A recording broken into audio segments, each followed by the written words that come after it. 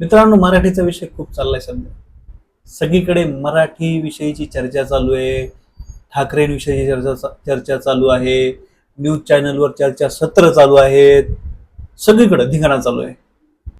पण एक गोष्ट सांगतो, मराठीसाठी व्हायलाच पाहिजे सर्व, आणि काही दुमत नाही त्याला.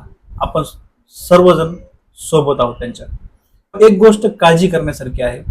मी एक सामान्य माणूस आहे आणि मला स्वतःला असं वाटतं ना, की मी माझ्या भाषेसाठी, माझ्या स्वाभिमानासाठी, माझ्या मराठीसाठी ज्यावेळेस मी बोलतोय, त्यावेळेस मला असं वाटतं की हा विषय इथे संपला नाही पाहिजे. हा विषय फक्त इलेक्शन पुरता नसला पाहिजे. आणि इलेक्शन नंतर हे जे पक्ष आहेत ना, जे आता सध्या मराठी मराठी करतायत, यांनी यांचा आवाज दाबला ना, तर हाच मराठी माणूस यांना दाबायला कमी करणार नाही.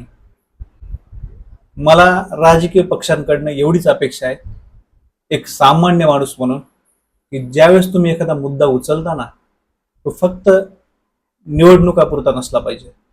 आणि निवडणुका झाल्यानंतर जर याच्यामध्ये शांतता, हा मुद्दा एकदमच गायब झाला, तर त्याचं दुःख जे मला होईल, माझ्यासारख्या सामान्य माणसाला होईल ना, परत आम्ही कधी अशा गोष्टीसाठी तुमचं सहकार्य करणार नाही किंवा तुमच्या सोबत आम्ही आवाज उठवणार नाही.